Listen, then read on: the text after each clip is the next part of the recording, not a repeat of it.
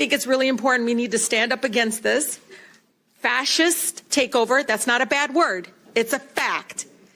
And here in D.C. and across the country, it is so incredibly important, Mr. Chair, that this committee does not allow rhetoric that defames and or paints Washington, D.C. in a way that you all haven't really truly seen. You're just reading it. No, you're just reading it or something off of some. Will the gentlelady yield to a question? Yeah, I think it's really important. Will the gentlelady yield? No, I don't yield. I don't even have time. I can tell you. Your time's expired. It is expired, but Mr. Chair, been, but you all live like here, and you're not telling people the beautiful parts that you do see in our nation's capital. And no, it's just wrong how we're doing it. Chairman, I think it's insane that the gentlelady doesn't have an argument, but she's going to refer to me and some of my colleagues. Mr. Donald, we were from the Third Reich. This is insane. You're going to look at 14, 15-year-olds as a bunch of criminals? It's insane. Do I look like a member of the Third Reich to you, Ms. Tlaib? Please. Is that what I look like to you? You're the one taking your voting card. Is that what you think? Is that what you think? Is that what you think? No, that's unethical. I think it's radical and I think it's insane. And I'll respect everything that you say. But to say something like that to myself and a lot of my colleagues is way out of line. It's way out of line. It's way out of line. Regular order, Mr. Way out of line. Regular order. That's okay. But it's okay, right? That is not how it goes. It's okay, right? You hold yourself accountable before you talk about Hold Washington, myself accountable. Hold your own self accountable. How about that? Hold your own self accountable. How about that? Free DC and make sure you vote with your own voting card. Don't be giving it to somebody else. All right.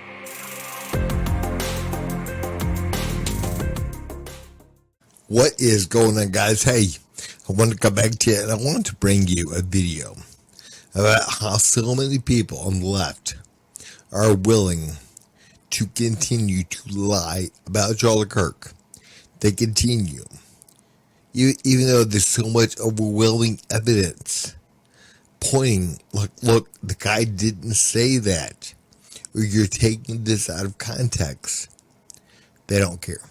They truly don't care. And I'm not talking about just people on social media. No, I'm talking about members of Congress that, again, do nothing but lie about Charlie Kirk. They don't want anything at all in remembrance of Charlie Kirk.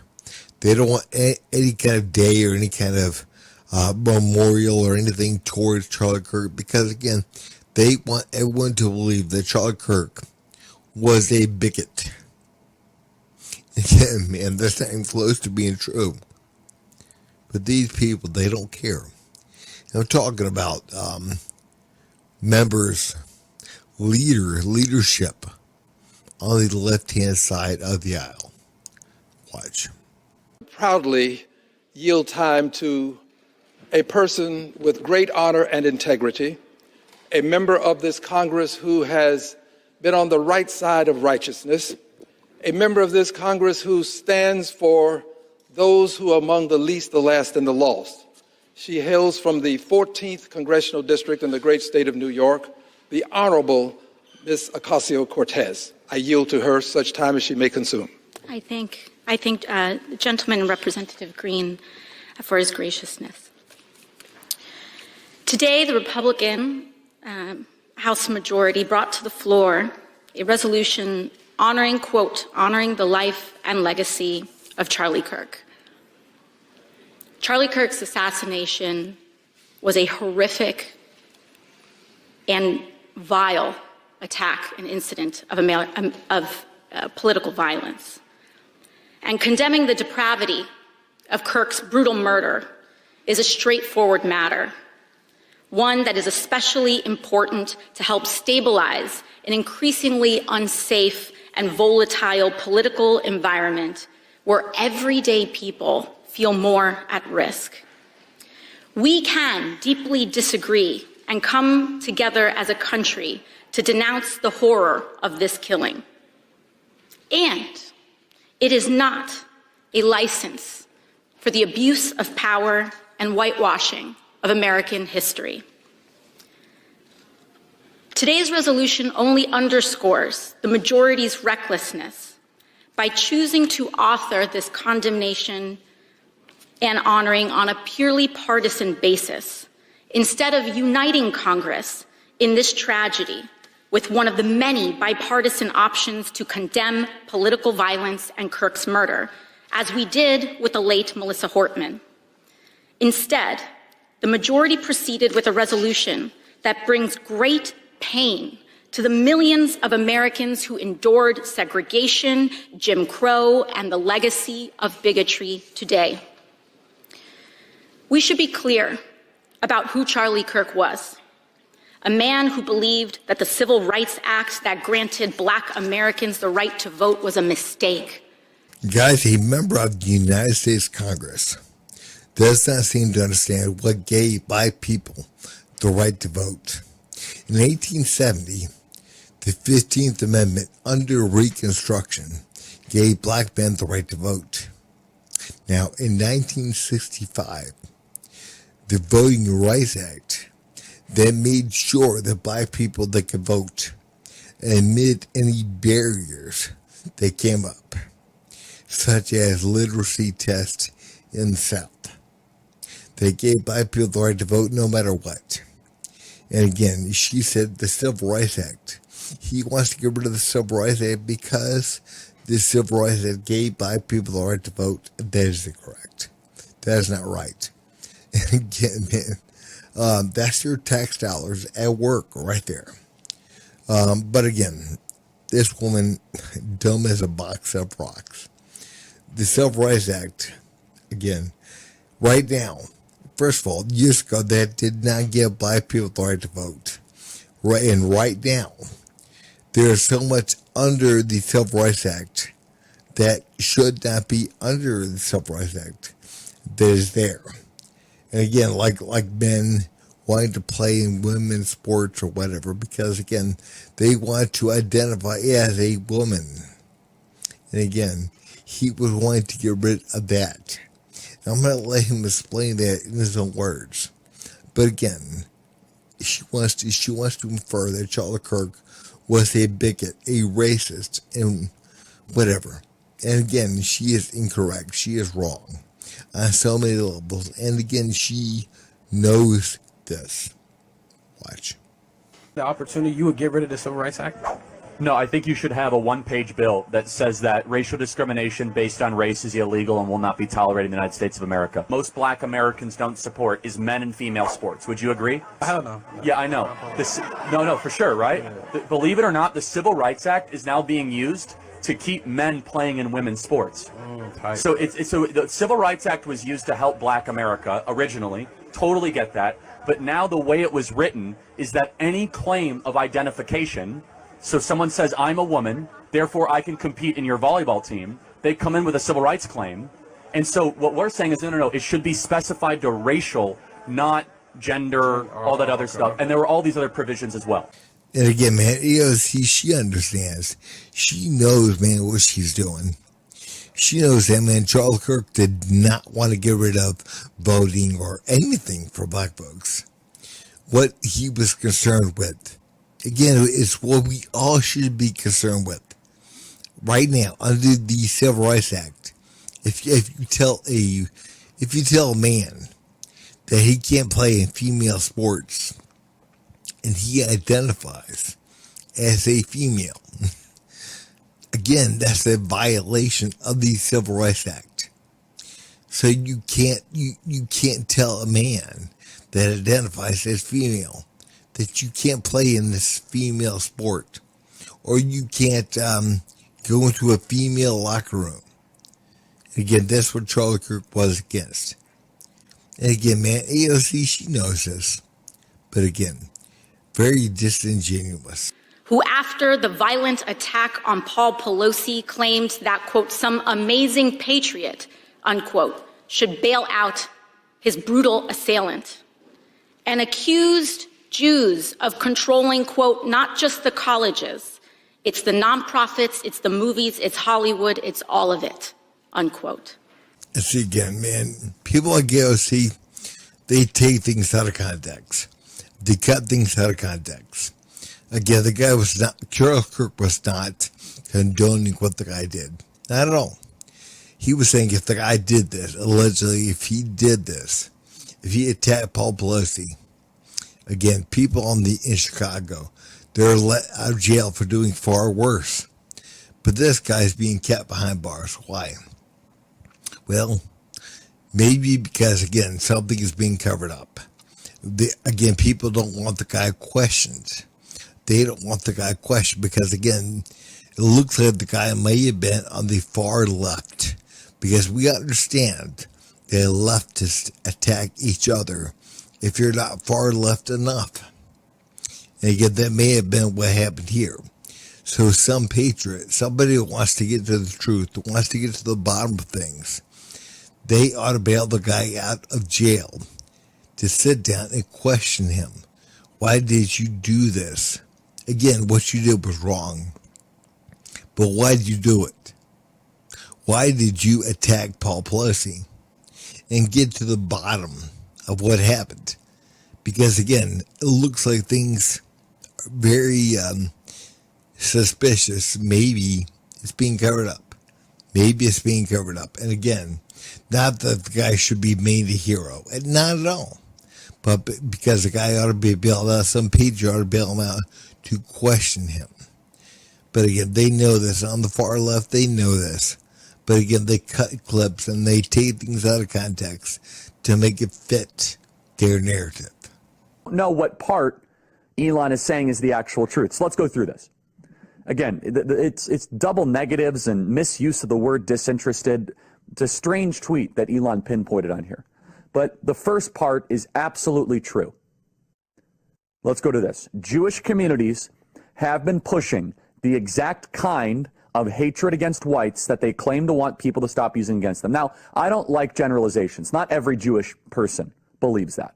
But it is true, the Anti-Defamation League was part and parcel with Black Lives Matter. It is true that some of the largest financiers of left-wing, anti-white causes have been Jewish Americans. They went all in on woke, and it wasn't just ADL. It was some of the top Jewish organizations in the country that have done that. In fact, we have seen this with the recent retreat of Jewish donations that are no longer going to be administered to colleges, right? Mark Rowan, Leon Kopperman. Can we get that full list? It's very powerful. The part of the, so that's totally true. And by the way, Tucker Carlson reinforces this. So I'm going to it was quite a day on the internet. Tucker Carlson mentions that Jewish Americans have primarily been financing cultural Marxist ideas. We said this, by the way, last week, and people came after us. We were on top of it. We actually said it in a different way. We said, I'm glad that Jewish Americans are reconsidering their financing of cultural Marxism. And people misunderstood it intentionally and slandered us as being anti-Semites. But listen to this. Tucker Carlson is completely correct by saying this, that the philosophical foundation of anti-whiteness has been largely financed by Jewish donors in the country. You know, guys, man, what sticks out to me is odd. Is again, she is actually very much anti-Israel, anti-Jewish, but yet she is trying to slander Charlie Kirk's name by saying that Charlie Kirk was anti-Jewish. Charlie Kirk was anti-Israel. And the fact is, Charlie Kirk was actually very pro-Israel, very much. And Charlie Kirk, again, was doing nothing but pointing out the fact that so many of these Jewish groups, again, they're funding this anti-white propaganda, and they are. And he and Tucker Carlson are pointing this out. But again, they try to slander his name. They take things out of context. They mischaracterize things to such a degree to where they're like, well, he was, again, an anti-Semite. No, he was not. No, he was not. He was, again, just pointing out the fact that there are so many of these Israel-type groups, these Jewish groups, again, that fund things like the Black Lives Matter or whatever. They fund them. And again, that is where the anti-white propaganda comes from. But again, man, as far as if anyone's pro-Israel, whatever, it was Charlie Kirk. Again, A.O.C. was very much pro-Hamas. Very much. And again, I find that quite odd. But again, that's what the left does. they try to, again, smear people by mischaracterizing what they said.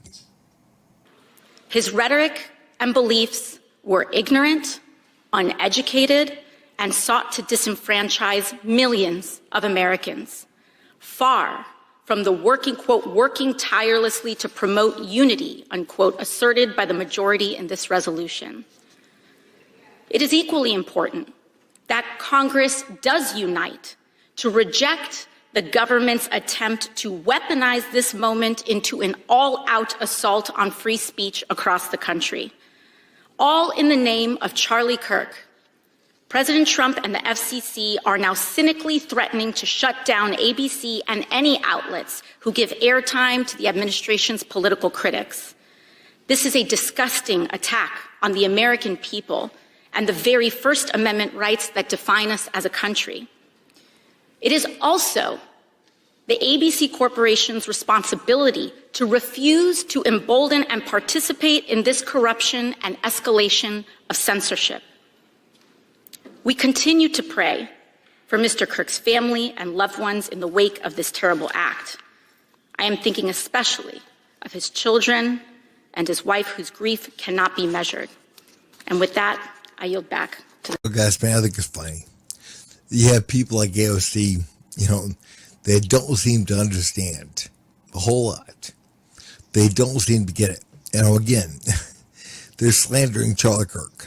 They're slandering and they're mischaracterizing what the man said. And again, they're advocating for freedom of speech. They're mad. They're mad because ABC told Jimmy Kimmel where to go. Because they told Jimmy Kimmel, go home. We're done. We're done with your show. You said something, again, that was wrong. There was a total misrepresentation of what is happening. And you said it anyways. And again, there are other stations that refuse to carry your show. So again, man, your ratings are in the toilet anyways. So again, we're done. Go home. And they're like, well, what about freedom of speech for Jimmy? Yeah. See, Jimmy can say whatever he wants. Jimmy's not in jail. Jimmy's not sitting behind bars. Jimmy is at home. Jimmy can do what he wants to. He can say what he wants to say. But that doesn't mean that his employer has to keep him. You don't have the right. I don't have the right to go into my job and say, you're an asshole to my boss. Again, freedom of speech, I can say that, right? Well, yeah, legally, I can say whatever. I can go in there and I can say, you're a jerk, you're an asshole. Screw you, son of a bitch. I can say whatever. But that doesn't mean that my employer has to keep me. Do you understand what I'm saying? Again, Jimmy Kimmel does not have a right to keep his job for saying whatever he wants to say. He does not have that right. But see, people like A.O.C., they think, because Jimmy Kimmel is fired, and because so many people have been fired for mischaracterizing Charlie Kirk, what she is doing, they have the right to keep their job. And that freedom of speech is now under attack because of that. No, sweetie. No. Freedom of speech was under attack when Charlie Kirk was shot and killed because he was on a college campus in open dialogue with other people that disagreed with him. And he was shot and killed for that. That is an attack on freedom of speech. Do you understand? If the government came in and said, you can't say that word, you can't say this, you can't do that, yeah, that would be freedom of speech under attack. But for the most part, the left They're the ones who want restrictions on what you can say, not the right. The right wants, again, everyone to be able to say what they want to say in open dialogue, in an open fashion. But again, that doesn't mean that you can say whatever you want to say at work. If you guys would, please like, subscribe, and leave a comment down below.